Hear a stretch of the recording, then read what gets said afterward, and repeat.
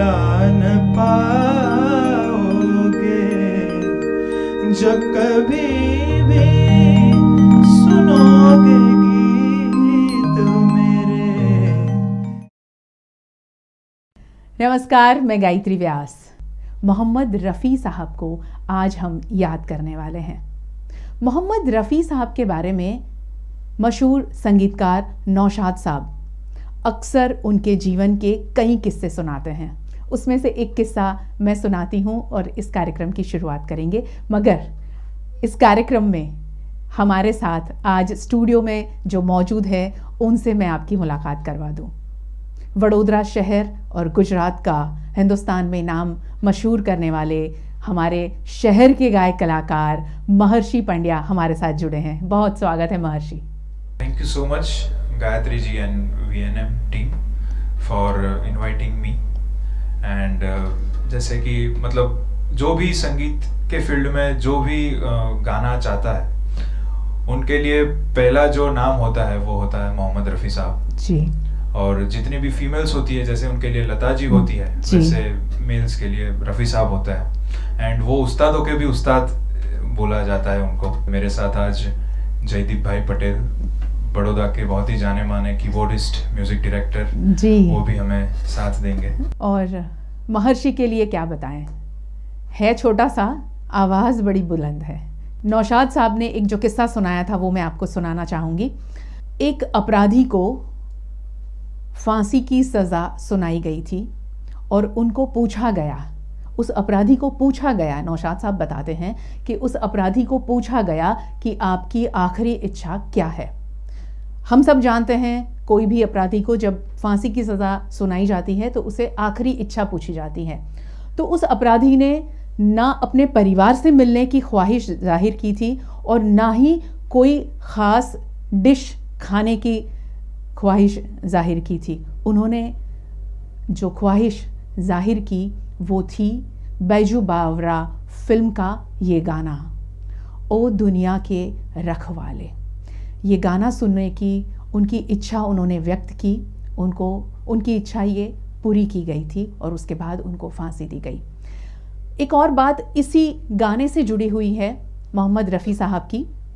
जब मोहम्मद रफ़ी साहब को ये गाना गाना था बैजू बावरा के लिए, उन्होंने करीब 15 दिन इस गाने का रियाज़ किया था। ये एक बहुत बड़ी बात है। दूसरी बात ये है जो हिंदुस्तानियों के लिए बेहद दुख की खबर उस वक्त लेकर आई थी ये बात कि जब ये गाना मोहम्मद रफ़ी साहब ने गाया उसके बाद उनकी आवाज़ टूट गई, उनकी आवाज़ चली गई, कई दिनों तक वो गा नहीं पाए। तो तब लोगों में ये बात फैल गई थी कि मोहम्मद रफ़ी साहब अब कभी भी गा नहीं पाएंगे, उनकी आवाज़ हम सुन नहीं पाएंगे।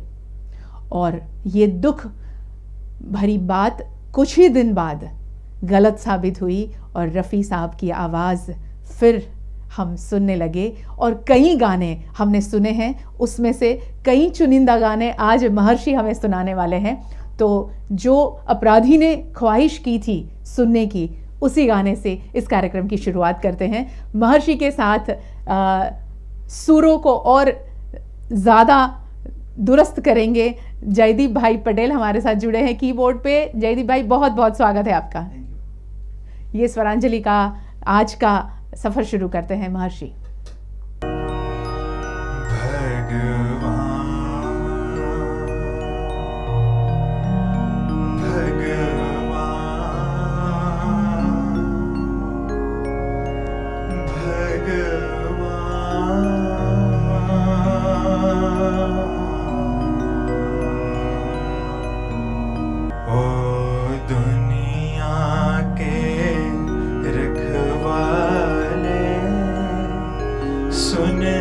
दर्द भरे मेरे नाले, सुन दर्द भरे मेरे नाले। आश निराश के दो रंगों से दुनिया तूने सजाई, नैया संग तूफान बनाया, मिलन के साथ जुदाई जा देख लिया हर जाई, ओ लुट गई मेरे प्यार की नगरी, अब तो नीर बहा ले, अब तो नीर बहा ले।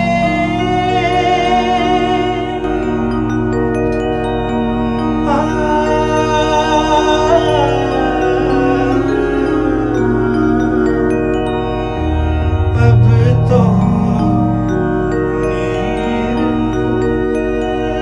बहा ले, ओ दुनिया के रखवाले। क्या बात है, क्या बात है महर्षि, बहुत खूब गाया। एक और किस्सा मैं सुनाना चाहूँगी आप सबको। जिस साल मोहम्मद रफ़ी साहब का निधन हुआ, तब फरवरी महीने में श्रीलंका कोलंबो में श्रीलंका के स्वतंत्रता दिवस पर उनको वहाँ एक कार्यक्रम में शिरकत करने का आमंत्रण मिला था। मोहम्मद रफ़ी साहब वहाँ गए और उस स्वतंत्रता महोत्सव में इतनी बड़ी तादाद में लोग उमड़ पड़े थे। कोलंबो में ये कार्यक्रम हुआ, 12 लाख से अधिक की संख्या, आप सोचिए 12 लाख से अधिक की संख्या उस समय का रिकॉर्ड था कि इतनी बड़ी संख्या में लोग मोहम्मद रफ़ी साहब को सुनने आए थे। हम हिंदुस्तानी, इसीलिए आज भी मैं जब बात कर रही हूँ मेरे रोंगटे खड़े हो रहे हैं। हम हिंदुस्तानी कभी भी मोहम्मद रफ़ी साहब को भुला नहीं पाएंगे। महर्षि ने कहा कि हर एक व्यक्ति जो संगीत से जुड़ता है वो सबसे पहले मोहम्मद रफ़ी साहब की आवाज़ सुनता है। जो संगीत से जुड़ना चाहता है, जो थोड़ी बहुत भी संगीत के बारे में रुचि रखता है, वो मोहम्मद रफ़ी साहब को रोज़ाना सुनता है। महर्षि और क्या सुनाओगे? एक तो जैसे आपने बोला कि जो भी सिंगर बनना चाहता है जी, तो उनको रफ़ी साहब को सुनना ही पड़ेगा। और मैं यही मतलब रफ़ी साहब से इतना हमने सीखा है, मतलब उसको हम गिना भी नहीं सकते, इतना उनकी आवाज़ इंडियन कॉन्शियसनेस में इतनी घुल चुकी है कि हम मतलब मिट्टी की आवाज़ जिसको बोलते हैं जी, जैसे लता जी है वैसे ही हमारे रफ़ी साहब है। सो उन्होंने प्लेबैक सिंगिंग का जो साइंस है वो दुनिया को दिया कि प्लेबैक सिंगिंग किसे बोला जाता है जी, क्योंकि ऐसा नहीं है कि गाते तो सब है, उस टाइम भी क्लासिकल के भी बहुत गुणी उस्ताद थे, लेकिन जब हमें फिल्मी पर्दे के लिए हमें गाना है, किसी एक्टर के लिए गाना है, तो वो कैसे गाया जाए, तो वो हमने रफ़ी साहब से सीखा है कि उनका हम गाना सुनेंगे तो हमें मालूम पड़ जाएगा कि हाँ ये देवानंद जी का गाना होगा या ये दिलीप कुमार का गाना होगा। सो उनके पास से ये सीखना है कि कोई एक्टर होगा तो वो फिल्म के ऊपर कैसे वो एक्टिंग करेगा, उस हिसाब से वो अपने गाने में एक्सप्रेशन लाते थे। सो वो हमारे लिए तो एक्टर भी है जिनका कोई फेस स्क्रीन पे नहीं दिखता, लेकिन उनकी आवाज़ ही इतनी बुलंद थी। सो मैं आपको एक नमूना पेश करूंगा कि कैसे उन्होंने एक्टर के लिए उन्होंने गाने गाए, ठीक है जी। सो जैसे देवानंद जी थे जी, तो उनकी एक अलग अपनी एक स्टाइल थी जी। सो उन्होंने उसको समझा, अभी हम उनको सुन के हम उसको आइडेंटिफाई या उनको इंटरप्रेट कर सकते हैं, लेकिन उन्होंने अपने हिसाब से इतना वो किया। सो वो कैसे था? अभी अभी तो आई हो, अभी अभी तो, अभी अभी तो आई हो, बहार बन के छाई हो, हवा जरा महक तो ले।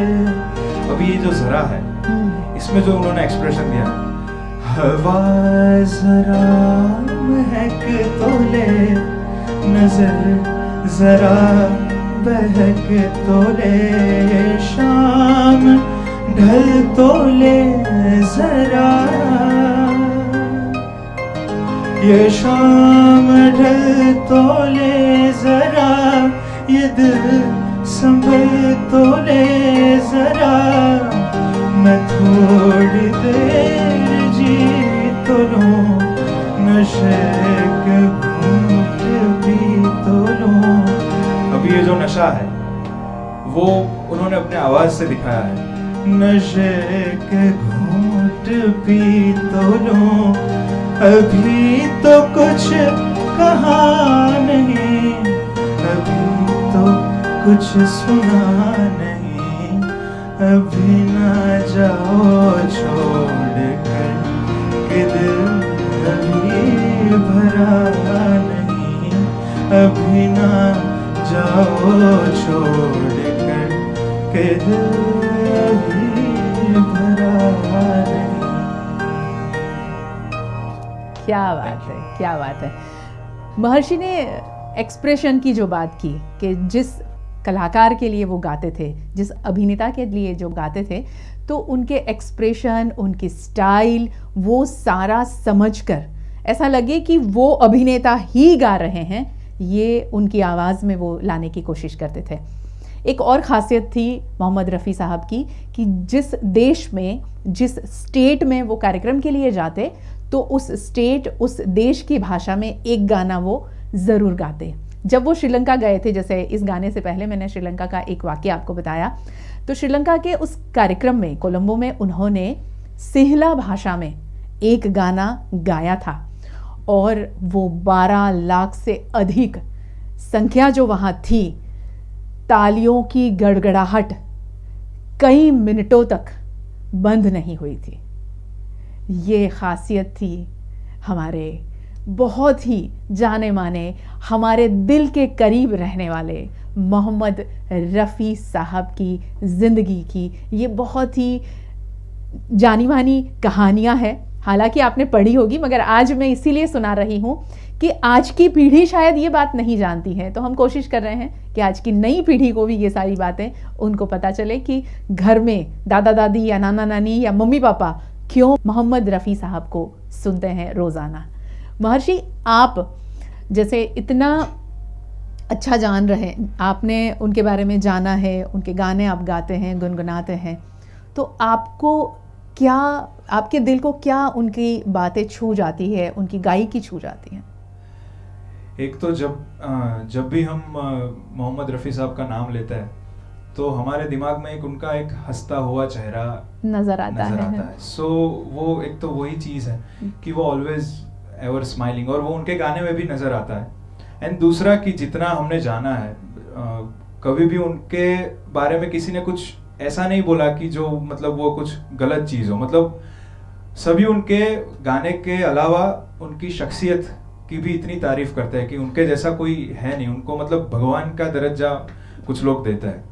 मतलब भगवान की आवाज़ कैसी होगी जो अभी ओ दुनिया के रखवाले हमने गाया। सो उनमें भी ऐसा है कि इंडियन प्लेबैक हिस्ट्री में मतलब पुराने गानों में उनके जितना ऊंचा, वो जितना उन्होंने ऊंचा लास्ट में गाया, उतना ऊंचा किसी ने और गाया नहीं है। सो मतलब इतनी सारी चीज़ें सीखने हैं। मतलब किसी को भी हमें संगीत भी सिखाना हो तो हम सिर्फ रफ़ी साहब के गाने उनको डिकोड करके हम उनको सिखाएं कि ये वर्ड है, उन्होंने कैसे उनको गाया है, उसके अंदर जो छोटी छोटी जो हरकतें हैं। सो इतना डीप एंड डेप्थ उनके गाने में था कि अगर हम देखने जाए तो एक एक गाने पे हम 2-2, 3-3 घंटे तक उनका एक एक सेशन कर सके कि ये पोएट्री है, ये कॉम्पोजिशन है एंड ये एक्टर है। तो अभी ये 3 का कॉम्बिनेशन मिलके उन्होंने इस चीज़ को कैसे डिलीवर किया। सो वो इतना मतलब वो उन्होंने किया, उसके बाद किसी ने इतना वो किया नहीं है जी। एंड हर म्यूजिक डायरेक्टर के वो चहीते गायक थे। मतलब शायद उन्होंने जितने म्यूजिक डायरेक्टर के साथ काम किया उतना किसी ने नहीं किया होगा। मतलब हर म्यूजिक डायरेक्टर के चहीते थे और कई अभिनेताओं के भी चहीते थे। जैसे शम्मी साहब, वो कहते थे कि मेरा गाना सिर्फ रफ़ी साहब गाएंगे और कोई नहीं। ये उनकी हमेशा से एक आदत रही। मतलब वही कि versatility is equal to Mohammed Rafi sahab. Mohammed Rafi साहब, ओ दुनिया के रखवाले भी उन्होंने गाया है, चाहे कोई मुझे जंगली कहे भी उन्होंने गाया है। फिर हम देखे तो दीवाना हुआ बादल, अभी आपने शम्मी जी की बात की तो हम उनका ही एक गाना प्लीज लेते हैं प्लीज। जी। हर सुबह किरण की लाली है रंग तेरे गालों का, हर शाम की चादर काली साया है तेरे बालों का। अभी ये जो अंदाज है, साया है तेरे बालों का, तो अभी हमको याद आता है कि हाँ शम्मी जी स्क्रीन पे ऐसा कुछ करते होंगे। हर सुबह किरण की लाली है रंग तेरे गालों का, हर शाम की चादर काली साया है तेरे बालों का, साया है तेरे बालों का। तू बहती एक नदियाँ हर मौज तेरी अंगड़ाई, जो इन मौजों में डूबा उसने ही दुनिया पाई। तारीफ करूं क्या उसकी जिसने तुम्हें बनाया, तारीफ करूं क्या उसकी जिसने तुम्हें बनाया।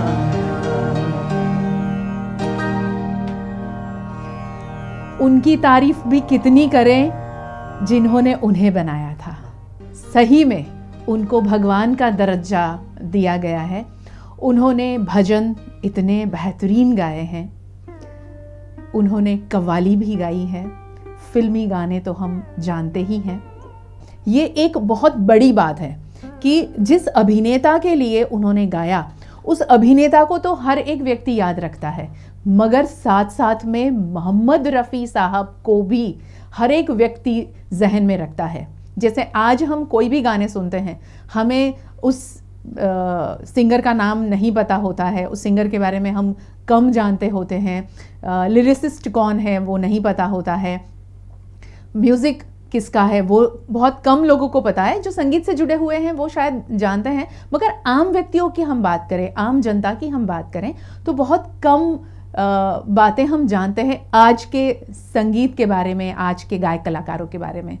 वो दौर था जब मोहम्मद रफ़ी साहब और लता जी दोनों के बारे में लोग जानने की इतनी ज़्यादा उत्सुकता रखते थे, और अभिनेता के साथ में जो गाना है मोहम्मद रफ़ी साहब को हर एक व्यक्ति याद करता, उनके बारे में बात करता। और यहाँ तक कि ये लहज़ा, ये तरीका, ये सब बातें होती थी घरों में जब मोहम्मद रफ़ी साहब का कोई भी नया गाना, गज़ल या भजन आता था, जो आज नहीं है। खैर, आज के दौर के साथ में उस ज़माने के संगीत को हम जोड़ भी नहीं सकते हैं, क्योंकि आज बहुत कुछ बदला है। उस वक्त ऐसा था कि हर एक इंस्ट्रूमेंट प्लेयर साथ में इकट्ठा होते थे, हर गायक कलाकार साथ में, अगर वो ड्यूएट है तो फीमेल सिंगर और मेल सिंगर साथ में हुआ करते थे, साथ में रिकॉर्डिंग होती थी। अब ऐसा नहीं होता है। वो दौर कुछ अलग था, आज दौर कुछ अलग है। इसके बावजूद हमारे घर में रोज़ाना मोहम्मद रफ़ी साहब को सुना जाता है।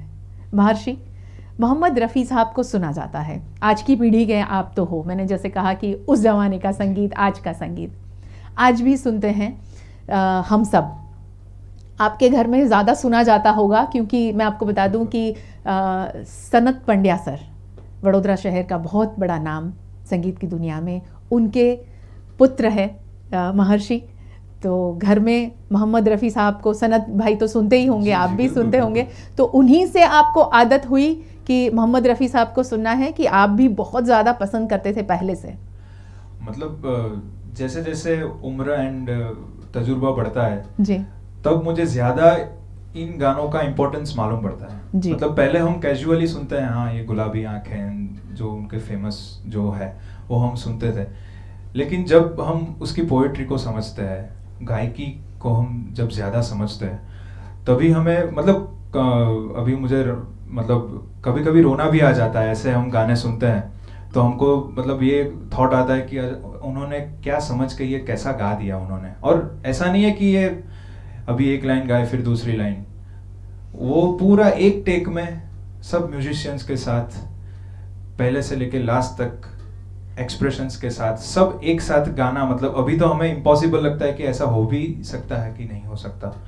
सो वो हमें ज़्यादा उसका इम्पोर्टेंस मालूम पड़ता है कि ये क्या हमारे लिए छोड़ के गए हैं ये लेजेंड्स लोग जी. सो अभी मैं उनका एक गाना सुनाता हूँ उनका ही. अभी किसी ने उनको पूछा होगा रफ़ी साहब को कि आपका, हमारे तो मतलब हमें तो आपके सारे गाने पसंद है लेकिन आपका मनपसंद गाना कौन सा है, तो उन्होंने ये गाना गाया था. जी. इस जीवन के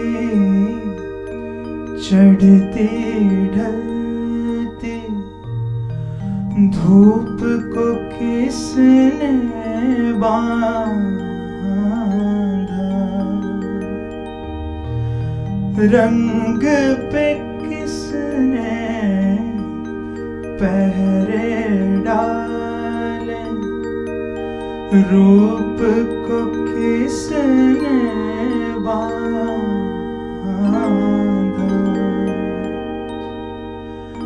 काहे जतन करे मन रे, तू काहे ना धीर धरे, वो निर्मोही मोहन जाने, जिनका मोह करे मन रे, तो काहे न धीर धरे, वो निर्मोही मोहन जाने, जिनका मोह करे मन रे, तो काहे न धीर धरे.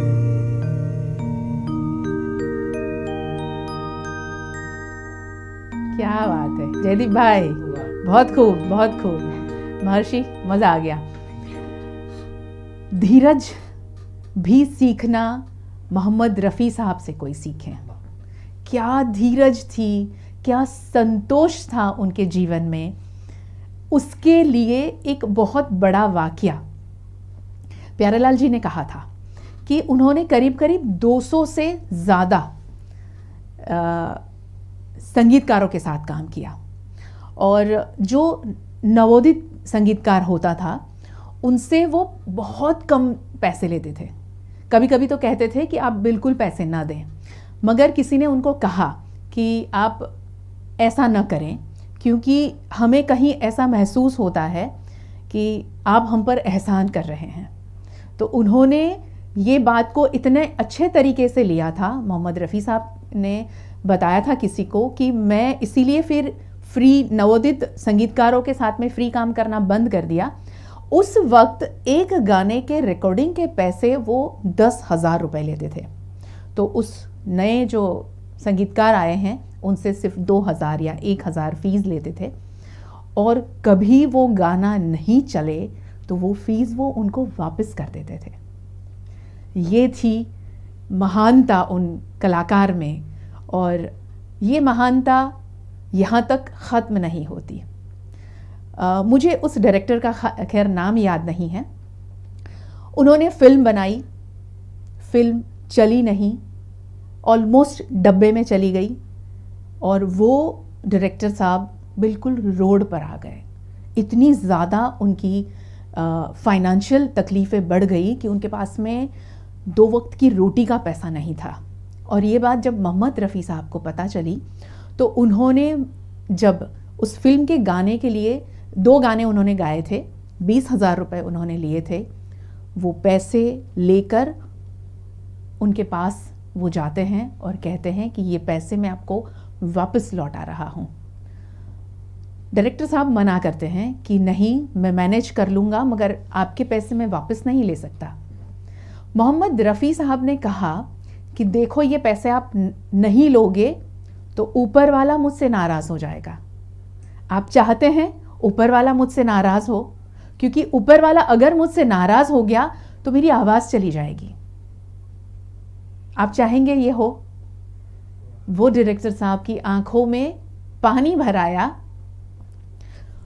और वो पैसे उन्होंने वापस ले लिए और उनकी ज़िंदगी में वो आगे बढ़े। मोहम्मद रफ़ी साहब की ऐसी कई बातें हैं जो ज़िंदगी के ऐसे फ़लसफ़े हमें सिखाती हैं कि हम सोचते हैं कि मेरे आंगन में मर्सिडीज़ है, मेरे पास ये है, मेरे पास वो है। सही सुकून बस इस तरह जीने में है। और मोहम्मद रफ़ी साहब हमें ये सिखा कर गए हैं, आम जनता को, उनकी इंडस्ट्री के कई लोगों को, और आज भी इसीलिए हम उनको भूल नहीं पाए हैं। वो एक कलाकार के तरीके से हमारे बीच ज़रूर हैं, मगर उससे कई ज़्यादा वो एक उम्दा शख्सियत के बतौर हमारे सबके दिलों में आज भी ज़िंदा है। महर्षि, अब मैं कम बोलूँगी, गाने ज़्यादा सुनते हैं। आपने एहसान की बात की जी, तो मुझे एक एहसान तेरा होगा मुझ पर। प्लीज़।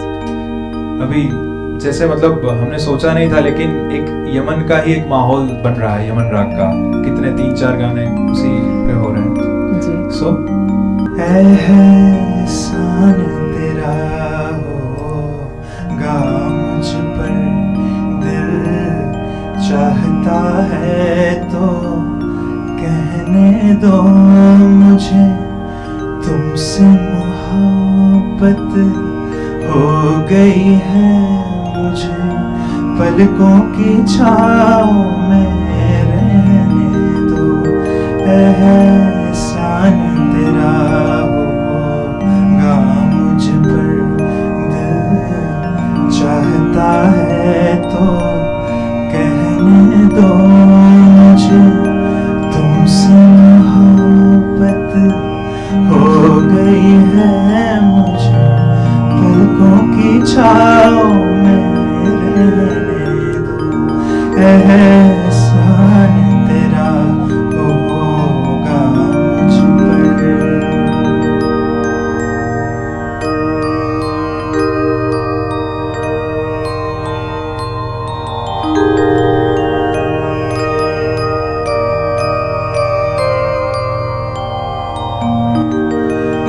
तुमने मुझको हंसना सिखाया, तुमने मुझको हंसना सिखाया, रोने कहोगे रो लेंगे, रोने कहोगे रो लेंगे। का हमारे गम न करो, वो बहते हैं तो बहने दो मुझे, तुमसे मोहब्बत हो गई है मुझे, पलकों की छाँव में रहने दो। एहसान तेरा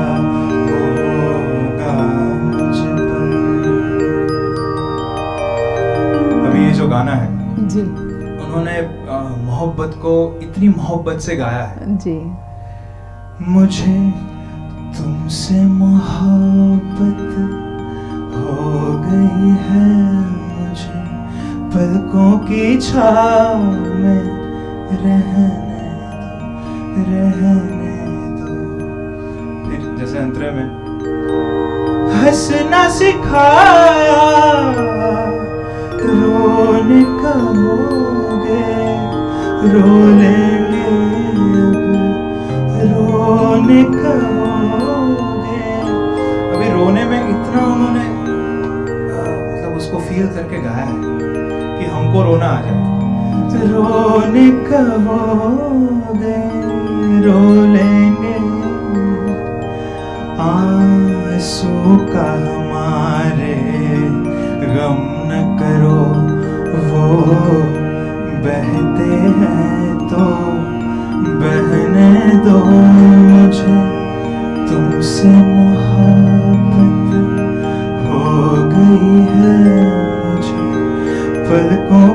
छाँव में रहने दो, एहसान तेरा होगा मुझ पर। मतलब उन्होंने इतना एहसान किया है हमारे ऊपर ऐसे गाने गा के। बिल्कुल बिल्कुल। इवन यहाँ तक जहाँ तक बात है संगीत प्रेमियों की, जो इस फील्ड में काम करना चाहते हैं, इस फील्ड में जाना चाहते हैं, उनके लिए तो मोहम्मद रफ़ी साहब बहुत बड़े आइडियल हैं। मगर एक बात और भी है कि जब उनके गाने, जैसे महर्षि ने एक्सप्रेशन की बात कही, जिस तरह वो मोहब्बत, यानी मोहब्बत जिस तरह वो बोलते हैं, गाते हैं, तो वॉइस ओवर आर्टिस्ट जो हैं उनको भी बहुत कुछ सिखाया। वो भी बहुत कुछ सीखते हैं महर्षि, कि आपके वॉइस में जब आप अपने आवाज़, जब किसी भी स्क्रिप्ट को आप पढ़ते हो तो कैसे वॉइस मॉड्यूलेशन की जो बात है वो मोहम्मद रफ़ी साहब के गाने अगर आप गौर से सुने तो वॉइस ओवर आर्टिस्ट बहुत कुछ सीख सकते हैं। क्या बात है, बिल्कुल। मतलब इवन एक्टर का भी आधे से ज्यादा काम तो उन्होंने इसमें ही कर दिया है। कोई एक्सप्रेशन वो एक्टर देगा या नहीं देगा, हमें मालूम पड़ जाएगा कि क्या मतलब इमोशन है। बिल्कुल। तुम मुझे भुला न पाओगे जब कभी भी